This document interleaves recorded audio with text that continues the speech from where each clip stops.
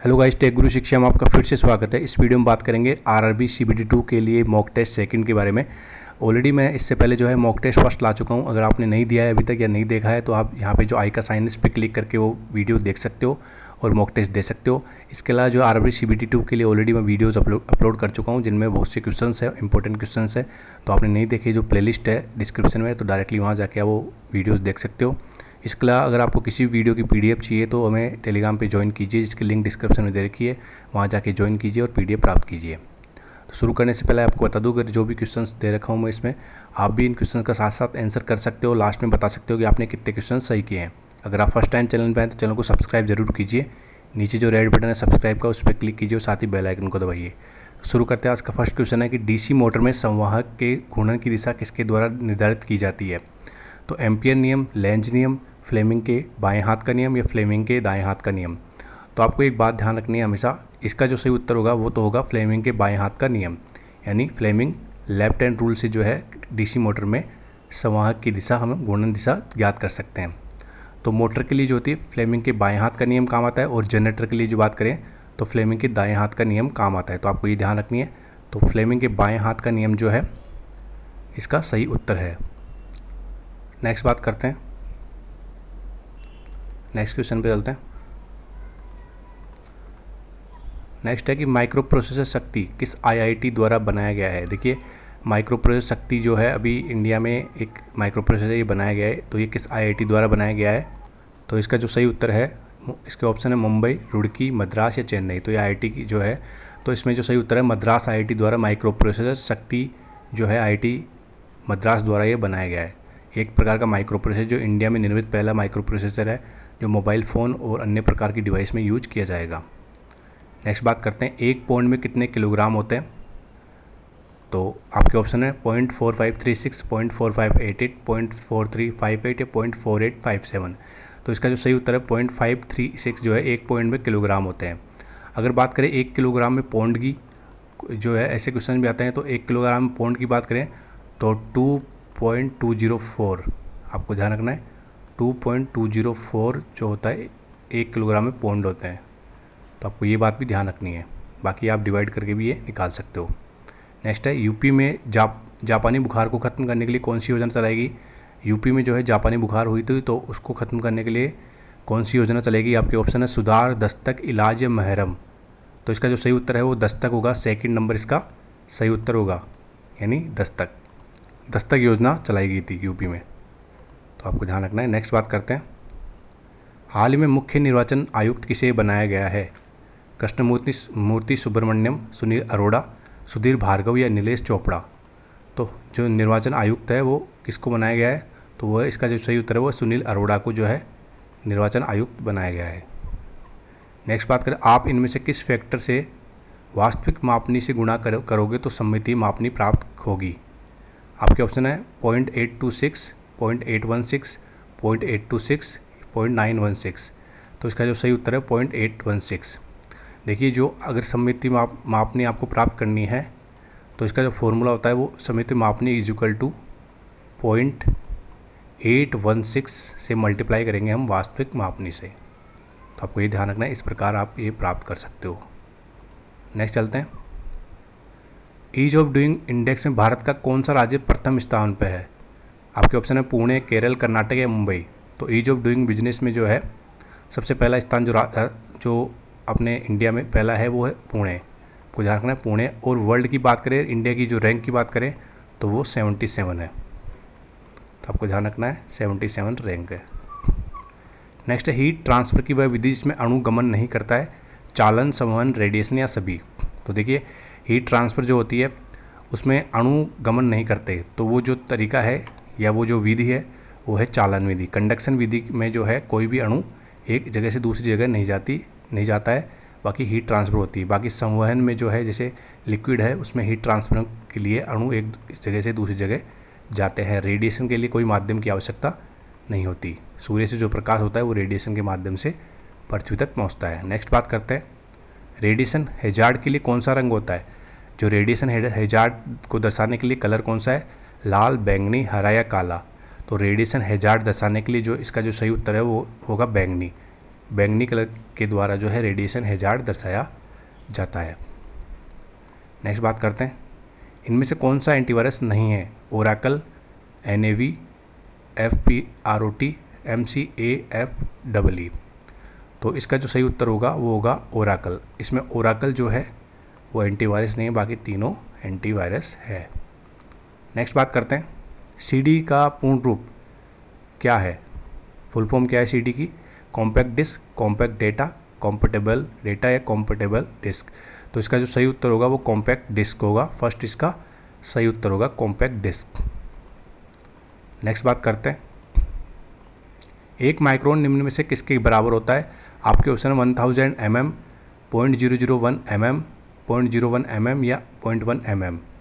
तो इसका जो सही उत्तर होगा वो होगा 0.001 mm। जब आप पॉइंट हटा के इसकी जब पावर्स में वैल्यू लोगे तो वो आएगी 1 × 10⁻⁻⁶, और -6 को है माइक्रोन बोला जाता है। नेक्स्ट बात करते हैं, एक पारसेक में कुल कितने प्रकाश वर्ष होते हैं? 102, 4.5, 3.26 या 5.3। तो इसका जो सही उत्तर होगा वो 3.26 जो है होता है। एक पारसेक में कुल प्रकाश वर्ष होते हैं 3.26। नेक्स्ट बात करते हैं, सूर्य की किरणों की तीव्रता मापने वाले उपकरण को क्या कहते हैं? आपके ऑप्शन है एक्टियोमीटर, बैरोमीटर, एक्ट्रोमीटर या एनीमोमीटर। तो सूर्य की किरणों की जो तीव्रता है उसको मापने के लिए जो उपकरण है इनमें से वो है एक्टियोमीटर। तो आपको जाना है एक्टियोमीटर से जो है सूर्य की तीव्रता मापते हैं, और सूर्य का जो तापमान है उसको मापने के लिए या अधिकतम तापमान जो होता है उनको मापने के लिए एक प्रकार का उपकरण है, उसको बोलते हैं पायरोमीटर, जो सबसे ज़्यादा हाईएस्ट टेम्परेचर मापने के लिए काम आता है, पायरोमीटर। ध्यान रखना है। अगर आपको ये वीडियो पसंद आए तो लाइक ज़रूर कीजिए और शेयर भी कीजिए। जिन आपने व्हाट्सएप पे या कहीं पे ग्रुप बना रखा है तो वहाँ शेयर कीजिए, जो भी एग्ज़ाम की तैयारी कर रहे हैं उनको। और अभी तक आपने अगर चैनल को सब्सक्राइब नहीं किया तो ज़रूर से सब्सक्राइब कीजिए। नेक्स्ट बात करते हैं, राष्ट्रपति की आय कितनी कर दी गई है? आपके ऑप्शन है 3.5 लाख, 5 लाख, 4 लाख या 2.5 लाख। तो जो राष्ट्रपति है उनकी आय को बढ़ा दिया गया है, जैसा कि आपको पता है। तो इसका जो सही उत्तर है वो 5 लाख होगा। 5 लाख राष्ट्रपति की आय कर दी गई है। उपराष्ट्रपति की आय की बात करें तो वो 4 लाख है, और जो राज्यपाल की आय है वो 3.5 लाख है। तो आपको ध्यान रखना है, ऐसा क्वेश्चन ज़रूर आता है एग्जाम में। नेक्स्ट बात करते हैं, हाल ही में भारत का 100वां एयरपोर्ट कहाँ बनाया गया है? पुणे, मणिपुर, सिक्किम या असम। तो इसका जो सही उत्तर है वो होगा सिक्किम में जो है, सिक्किम के अंदर जो है 100वां एयरपोर्ट बनाया गया है भारत का। आपको ध्यान रखना है, सिक्किम के अंदर बनाया गया। नेक्स्ट बात करते हैं, नेक्स्ट है 100 वाट के बल्ब की शक्ति CGS मात्रकों में क्या है?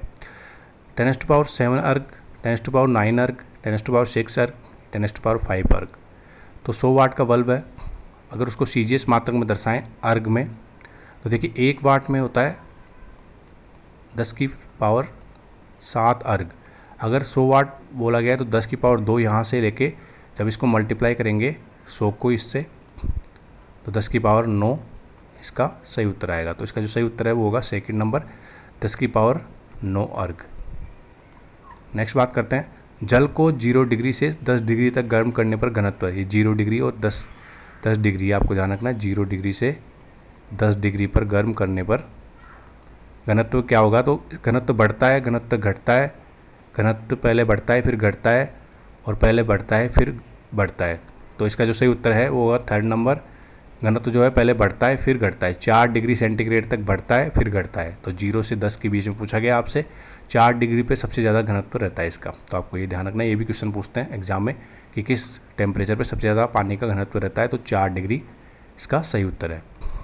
नेक्स्ट बात करते हैं, चालकता का मात्रक क्या है? ओम, मो, साइमन या सेकंड और थर्ड। तो जो चालकता होती है उसका जो मात्रक होता है वो है इसमें मो और साइमन। तो आपको ध्यान रखना है, इसका जो सही उत्तर है वो 4th होगा। चालकता का मात्रक G = 1/R होता है फॉर्मूला। तो इसको जब हम मात्रक, अगर इसका ओम होता है तो ओम इन्वर्स भी इसका मात्रक होता है। तो आपको ध्यान रखना है, ओम इन्वर्स भी इसका मात्रक होता है, म्यो भी होता है, साइमन भी होता है। नेक्स्ट बात करते हैं, 1 किलो कैलोरी में कितने जूल होते हैं? 4186 जूल, 4000 जूल, 4100 जूल, 3500 जूल। तो 1 किलो कैलोरी में जो है 4186 जूल होते हैं। तो आपको ध्यान रखना है, इसका जो सही उत्तर है फर्स्ट नंबर इसका सही उत्तर है। तो इसको हम डायरेक्टली लिख भी सकते हैं 4.2 जूल। तो आपको ध्यान रखना है 4.2 जूल भी लिखा हुआ आता है एग्जाम में। नेक्स्ट बात करते हैं, कमरे का तापमान बढ़ाने से आर्द्रता पर क्या प्रभाव पड़ेगा? बढ़ जाएगी, घट जाएगी, अपरिवर्तित रहेगी, इनमें से कोई नहीं। तो जो आर्द्रता होती है, ह्यूमिडिटी, अगर आप टेम्परेचर बढ़ाते हैं तो उसकी ह्यूमिडिटी हमेशा कम हो जाती है, घट जाएगी। इसका जो सही उत्तर होगा सेकंड होगा। गर्मियों में आर्द्रता सबसे कम इसी कारण से होती है कि टेम्परेचर अधिक होता है। नेक्स्ट बात करते हैं, नेक्स्ट क्वेश्चन है, प्रिज्म में से गुजरने से कौन सा रंग सबसे ज़्यादा विचलित होगा? हरा, लाल, बैंगनी या काला? तो सबसे ज़्यादा रंग जो होगा वो होगा बैंगनी, विचलित सबसे ज़्यादा बैंगनी होगा। तो इसका सही उत्तर है थर्ड नंबर। जो लाल होता है वो सबसे कम विचलित होता है, इसलिए रेड लाइट में जो है रेड कलर इसलिए यूज किया जाता है, वो सबसे कम विचलित हो जाता है और सबसे दूर तक आसानी से दिखाई देता है। नेक्स्ट बात करते हैं, वेग व समय की ग्राफ में स्लोप क्या दर्शाता है? देखिए, अगर आपके सामने वेग और समय की ग्राफ दे रखी है तो जो ये स्लोप होता है वो क्या दर्शाता है? तो इसमें ऑप्शन है त्वरण, मंदन, गति या दूरी। तो इसका जो सही उत्तर है वो होगा फर्स्ट नंबर त्वरण, यानी फर्स्ट एक्सेलरेशन जो होगा वेग और समय का वो दर्शाता है ग्राफ। नेक्स्ट बात करते हैं, नेक्स्ट क्वेश्चन है, सर्किट में करंट की दिशा होती है धनात्मक से ऋणात्मक, ऋणात्मक से धनात्मक, धनात्मक से धनात्मक या इनमें से कोई नहीं। तो सर्किट में अगर बात करें तो करंट की दिशा हमेशा ध्यान रखना आपको धनात्मक से ऋणात्मक की तरफ होती है। पॉजिटिव टू नेगेटिव जो है सर्किट में करंट की दिशा होती है, और इलेक्ट्रॉन की दिशा इसके जस्ट अपोजिट होती है, ऋणात्मक से धनात्मक। तो जो करंट होता है वो धनात्मक से ऋणात्मक होता है और इलेक्ट्रॉन की दिशा ऋणात्मक से धनात्मक की ओर होती है। नेक्स्ट बात करते हैं, रेलवे बोर्ड के चेयरमैन कौन है? अभी हाल ही में रेलवे बोर्ड के चेयरमैन कौन बने? अश्विनी कुमार, विनोद कुमार यादव, शशिकांत दास या श्रीधरन? तो इसका जो सही उत्तर होगा वो विनोद कुमार यादव होगा। जो रेलवे बोर्ड के चेयरमैन है वो विनोद कुमार यादव है। पहले, इससे पहले जो थे अश्विनी कुमार थे, आपको ध्यान रखना है। विनोद कुमार यादव अभी है। नेक्स्ट है, आरबीआई के गवर्नर कौन है अभी? सुनील अरोड़ा, शशिकांत दास, अजय पाल या मोहन शर्मा?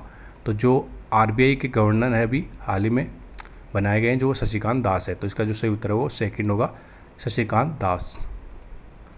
नेक्स्ट बात करते हैं, निम्न में से किस प्रतीक चिन्ह द्वारा फ्यूज को दर्शाया जाता है? तो आपके ऑप्शन दिख रहे होंगे आपको। तो इसका जो सही उत्तर होगा वो होगा सेकंड, फ्यूज हमेशा इस प्रकार दर्शाया जाता है। ये भी क्वेश्चन बहुत आते हैं एग्जाम में, तो आपको ध्यान रखना है फ्यूज, इसका जो सही उत्तर है वो सेकंड होगा। विशिष्ट गुरुत्व की माप करते हैं पायरोमीटर द्वारा, निकोल्सन का हाइड्रोमीटर द्वारा, गैल्वेनोमीटर द्वारा या एमीटर द्वारा? तो इसका जो सही उत्तर होगा वो निकोल्सन का हाइड्रोमीटर द्वारा विशिष्ट गुरुत्व की माप करते हैं। नेक्स्ट है, अगर कार्य ऋणात्मक है तो बल व विस्थापन में कितने डिग्री का कोण होगा? तो अगर कार्य ऋणात्मक होगा तो आपके ऑप्शन है 90 डिग्री, 180 डिग्री, 45 डिग्री, 75 डिग्री। तो ऋणात्मक अगर कार्य है तो इसका सही उत्तर होगा 180 डिग्री। W होता है एफ कोस थीटा। अगर कोस की वैल्यू 180 होगी तो ये माइनस में आएगा, तो इसलिए वर्क नेगेटिव होगा। तो इसका उत्तर है सेकंड नंबर। लास्ट क्वेश्चन है, निम्न में से किस ड्राइंग शीट का आकार सबसे बड़ा होता है? A0, A1, A3 या A4?